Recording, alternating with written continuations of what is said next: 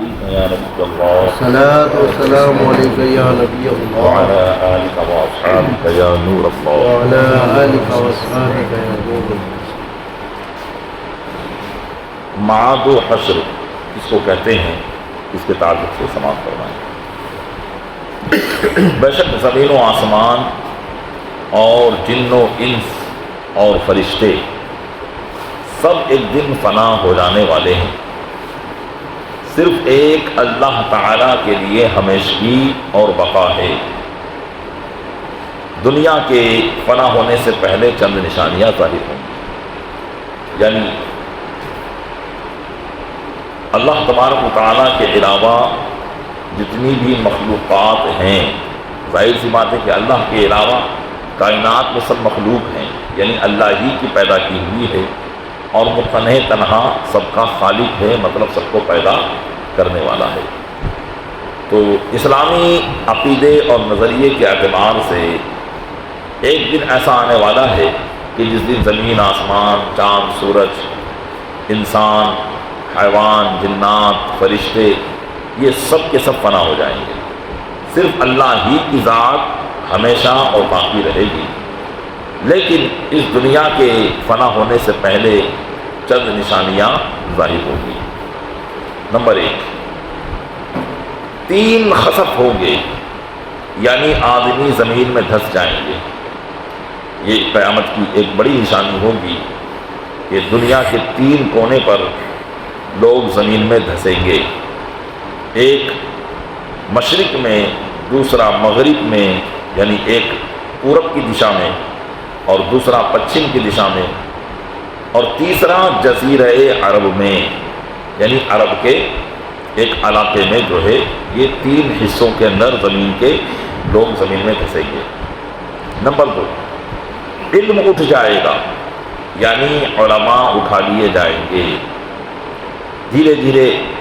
علماء جو ہے اٹھتے چلے جائیں گے، تو اس طریقے سے علم بھی دنیا سے اٹھ جائے گا۔ یہ مطلب نہیں کہ علماء کو باقی رہیں اور ان کے دلوں سے علم کو محو کر دیا جائے، اس کا یہ مطلب نہیں ہے کہ علماء رہیں اور ان کے دلوں میں علم نہ ہو، بلکہ جب تک علماء ہیں علم رہے گا، لیکن پھر دھیرے دھیرے علماء اس دنیا سے اٹھا لیے جائیں گے اور یہاں تک کہ سارا علم دنیا سے ختم ہو جائے گا۔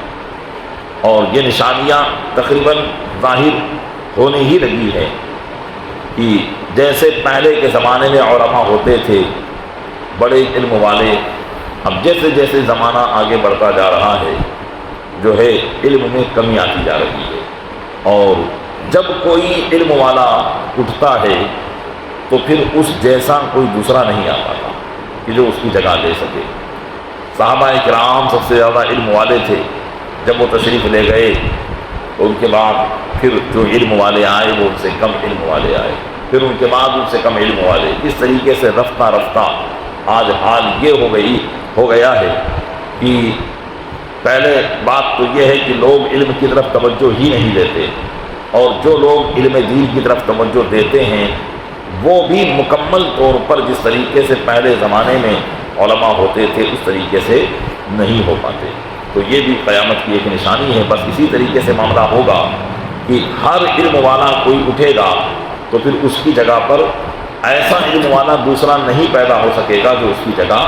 لے سکے۔ تو یہی اس حدیث پاک کا مطلب ہے کہ علماء دھیرے دھیرے اٹھا لیے جائیں گے۔ اسی طرح نمبر 3، جہل کی کثرت ہوگی، ہر طرف جہالت ہوگی، اور یہ آج بھی دیکھنے کو ملتی ہے۔ پہلے کے زمانے میں ہر دیہات میں یا ہر شہر میں اتنے لوگ دین اور شریعت کے جاننے والے ہوتے تھے، لیکن آج بمشکل شہر میں چند ہی لوگ رہ جاتے ہیں جو دین کے جاننے والے ہوں اور صحیح طریقے سے دین پر عمل کرنے والے۔ آج مسلمانوں کی اکثریت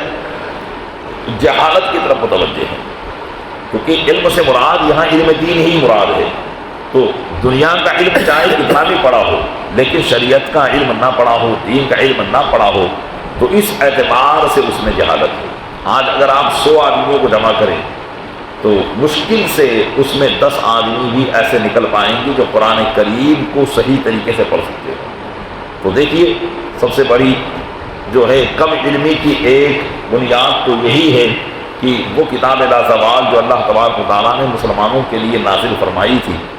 اس کے احکام پر تو عمل کرنا دور کی بات ہے، اس کو صحیح طریقے سے پڑھنے والے بھی اب اس زمانے میں بہت کم ہوتے چلے جا رہے ہیں۔ یہاں تک کہ جو پڑھتے ہیں وہ بھی صحیح طریقے سے نہیں پڑھتے، ان کی اسپیڈ کو پسند کیا جاتا ہے، جلد بازی کو پسند کیا جاتا ہے۔ تو یہ بھی ایک اس کی مثال ہے کہ جہالت کی کثرت ہوگی، یعنی لوگ شریعت مطہرہ پر، دین پر عمل کرنے والے نہیں ہوں گے، بہت کم لوگ ایسے رہ جائیں گے جو دین پر عمل کرنے والے ہوں گے، اکثریت جہالت پر ہوگی۔ زنا کی زیادتی ہوگی، یعنی ریپ اور غلط طریقے سے اپنی خواہشات کو جو ہے تکمیل تک پہنچانا، اپنی نفسانی خواہشات کو تکمیل تک پہنچانا، اور یہ بھی آج کے زمانے میں کوئی ڈھکی چھپی بات نہیں ہے کہ شاید ہی کوئی دن ایسا گزرتا ہو جب شہروں میں یا ملکوں میں اس طرح کی خبر نہ آتی ہو کہ فلاں جگہ یہ حادثہ ہوا اور فلاں جگہ وہ حادثہ ہوا۔ جو حدیث پاک میں بیان کیا گیا تھا کہ قیامت کی نشانیوں میں سے ایک نشانی یہ بھی ہوگی کہ زنا کی زیادتی ہو جائے گی، اور اس بے حیائی کے ساتھ زنا ہوگا جیسے گدھے جفتی کھاتے ہیں، یعنی جس طریقے سے جانوروں میں یہ معاملہ ہوتا ہے کہ بالکل کوئی ڈھکے چھپے کا معاملہ نہیں رہتا، اسی طریقے سے انسانوں میں بھی یہ باتیں شروع ہو جائے گی۔ اب دیکھیے، کچھ ایک ہے زنا جو اس کی انتہا ہے اور ایک ہے اس کی ابتدا، تو یہ بے حیائیت تو آج نظر آ رہی ہے۔ آج آپ دو کپل ہی کو دیکھ لیجئے، اگرچہ شادی شدہ ہے وہ، لیکن ان کے چلنے کے انداز کو بازاروں میں کس طریقے سے وہ چلتے ہیں، یا گاڑیوں پر کس طریقے سے بیٹھتے ہیں، یا کس طریقے سے، یعنی یہ ساری بے حیائی ختم ہو گئی۔ جبکہ ایک زمانہ وہ تھا کہ لوگ اگرچہ دیندار نہیں ہوتے تھے، لیکن سب کے سامنے اس طریقے سے بے تکلفی سے بات کرنا بھی ان کے لیے ایک شرمندگی کا باعث ہوتا تھا۔ لیکن آج یہ چیزیں ختم ہوتی جا رہی ہے، اور نوجوان لڑکے اور لڑکیوں کو آپ دیکھ سکتے ہیں کہ وہ کس بے حیائی کا مظاہرہ کرتے ہیں، اور اس کو فیشن کا نام دیتے ہیں، زمانے کی ترقی کا نام دیتے ہیں۔ تفریح گاہوں پر، گھومنے کی جگہوں پر، چوپاٹیوں پر معاذ اللہ رب العالمین اس قسم کے نظارے دیکھے جا سکتے ہیں جو حدیث پاک میں پہلے بیان کر دیے گئے تھے۔ تو یہ اس کی ابتدا ہے سبھی ہے۔ اب دھیرے دھیرے یہی ابتدا انتہا کو پہنچے گی کہ نبی کریم صلی اللہ علیہ وسلم نے فرمایا کہ اس بے حیائی کے ساتھ زنا ہوگا جیسے گدھے کا معاملہ ہوا کرتا ہے، بڑے چھوٹے کسی کا لحاظ اور پاس نہ ہوگا۔ بیٹا باپ کی قدر کرے، خیر یہ تو کمی ہوتی جا رہی ہے، لیکن ایک یہ ہے کہ آپ کسی بچے کو بھی ایک ڈانٹ کے دیکھ لیجئے، وہ بچہ بھی آپ کو آنکھ دکھانا شروع کر دے گا، جبکہ پہلے کے زمانے میں ایسا معاملہ نہیں ہوتا تھا۔ اگر شہر میں یا گاؤں میں یا دیہات میں یا محلے میں اگر کوئی بڑا آدمی ہوتا تو اس کی ایک دھاک ہوتی، بچے بھی اس کا ادب کرتے، لحاظ کرتے، چاہے وہ ہمارے بچے ہو یا نہ ہو۔ لیکن آج معاملہ یہی رہ گیا ہے کہ ہمارے بچے ہوں گے وہی ہمارا لحاظ رکھیں گے، اور وہ بھی بہت کم۔ لیکن اگر دوسروں کے بچے ہوئے تو آپ محلوں میں اس کے نظارے دیکھو گے کہ کسی بڑے کا وہ ادب کرتے ہوئے آپ کو نظر نہیں آئیں گے۔ یہ بھی قیامت کی نشانیوں میں سے ایک نشانی ہے کہ بڑے چھوٹے کسی کا بھی لحاظ اور پاس نہیں ہوگا۔ اسی طرح مرد کم ہوں گے اور عورتیں زیادہ، یہاں تک کہ ایک مرد کی سرپرستی میں 50 عورتیں ہوں گی۔ اتنی عورتوں کی کثرت ہو جائے گی، جیسے ایک مرد ہوگا گھر میں تو اس کی سرپرستی میں 50 عورتیں، مطلب یہ ہے کہ کوئی اس کی بیٹی ہے تو کوئی اس کی بہنیں ہیں، کوئی اس کی ماں ہے، کوئی اس کی بیوی ہے۔ اس طرح سے عورتوں کی کثرت ہوگی کہ وہ ایک ان پر کفیل ہوگا، ایک ان کا کمانے والا ہوگا، باقی سب اس کے ماتحت رہنے والے ہوں گے۔ اور دھیرے دھیرے رفتہ رفتہ یہ بھی جو ہے مثالیں ظاہر ہو رہی ہے۔ اللہ تبارک و تعالیٰ اپنے محبوب صلی اللہ علیہ وسلم کے صدقے میں ہمیں ان تمام خرافات سے محفوظ فرمائے، اور مرنے سے پہلے، موت سے پہلے آخرت کا انتظام کرنے کی توفیق عطا فرمائے۔ آمین بجاہ نبی کریم صلی اللہ علیہ وسلم۔